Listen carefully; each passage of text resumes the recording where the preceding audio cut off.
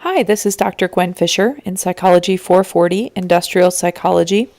We are just about to start Module 3.2 in Job Analysis to specifically discuss methods of job analysis, the first part.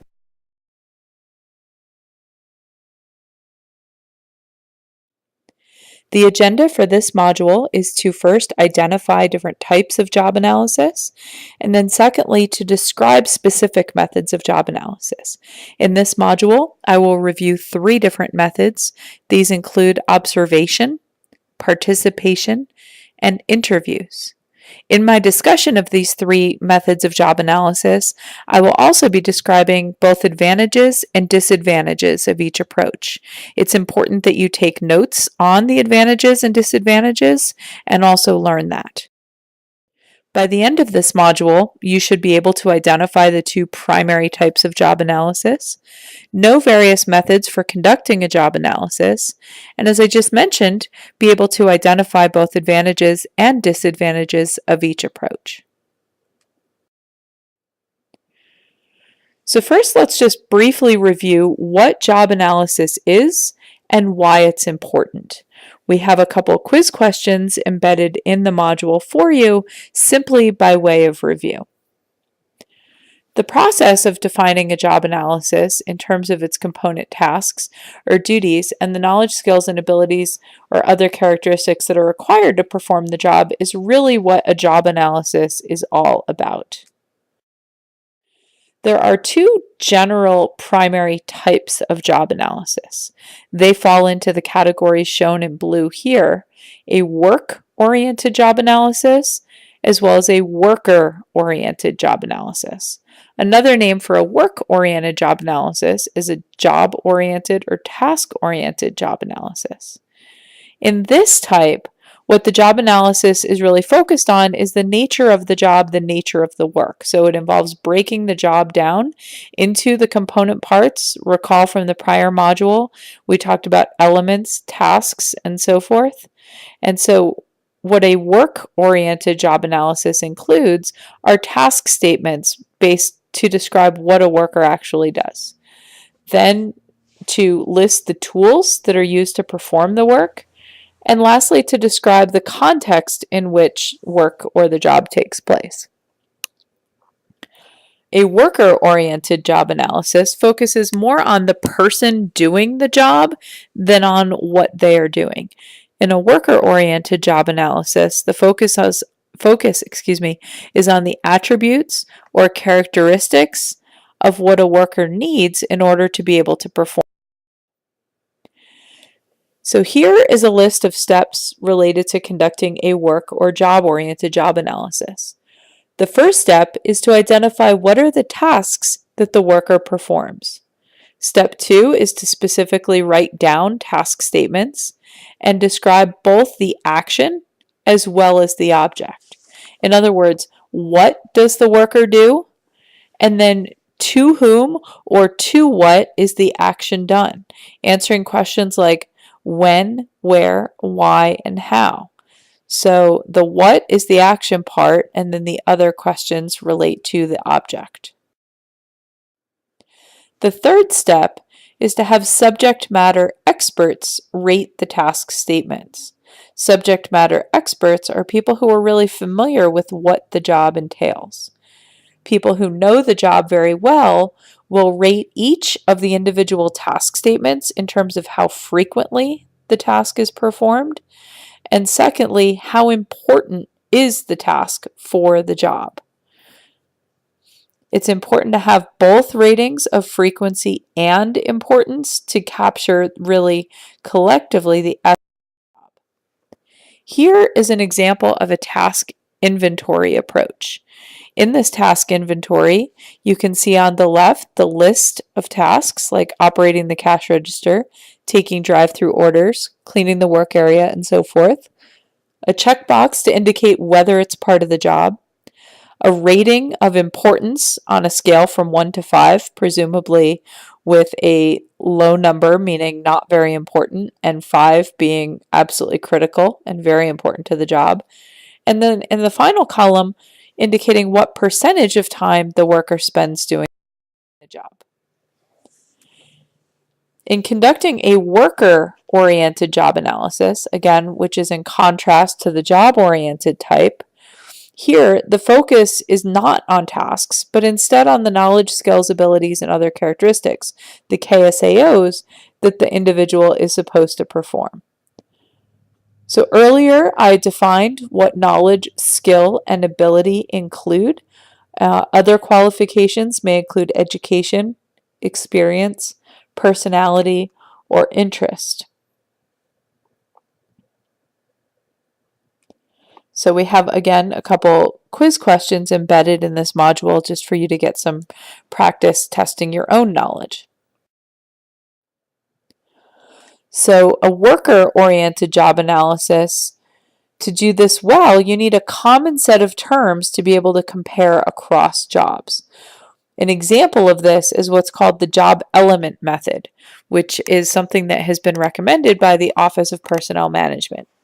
In the job element method, part of the job analysis will produce a list of what are the work practices, technical practices, the worker's ability to do things like interpret instructions or provide specifications, the worker's ability to use and maintain tools and equipment, as well as knowledge of materials and dexterity and safety.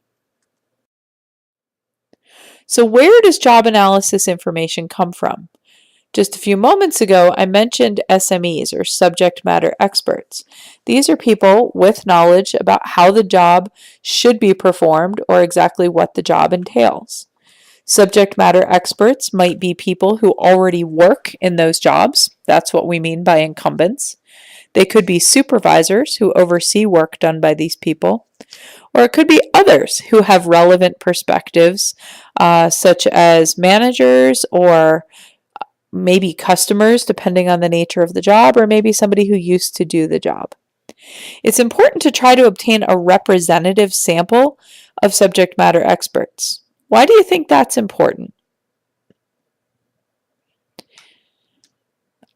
A representative sample is important because you might get different perspectives from different people, and you really ideally want to gather as much information about the job as you can and recognize that some people may have limited information or particular biases that could affect what they tell you about what the tasks are, how important they are, how frequently they do them, and so forth. Some people may say, for example, that a task is not done often at all, and somebody might say it's done all the time. And so it's important to be able to reconcile that a little bit by having multiple perspectives.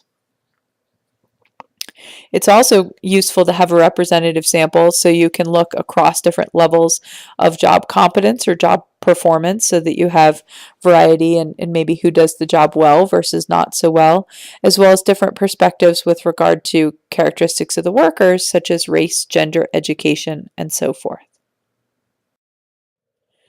Next, I'm going to describe 3 methods of collecting job analysis information. The first is observation. This is one of the original methods of job analysis where this all began, and it's simply the notion of watching somebody perform the job and taking very detailed notes. Why detailed notes? Well, in order to write task statements and to break those down into elements, especially if you're performing which type? Oh, that's right, a work or job-oriented job analysis. Then having those task statements written down can be really helpful. So what are some advantages of observation? Aside from just being something that's been used frequently, it's a great way to learn in general about a job. It could be that you're observing a job that might not be safe for you to perform yourself. For example, what if you are watching an astronaut or a pilot perform their pre-flight checks and to better understand the environment? It may not be safe for you to actually perform the checks because you may not know how to do it. Therefore, observing it, watching somebody else do it who's very knowledgeable can be helpful. It could be that the job is a very complicated job that involves a series of steps. The job could involve special skills or training that you may not be equipped to do yourself, but you could watch somebody do it. And it may be very helpful, depending on the job, to see somebody performing the job that really knows what they're doing. But there are also some disadvantages. For example, what if the worker's not good at their job? What if it's not feasible? While you might be able to watch a pilot or an astronaut perform some kind of pre-flight check, it may not be feasible to actually observe them on the entire mission or flight that they're going to take.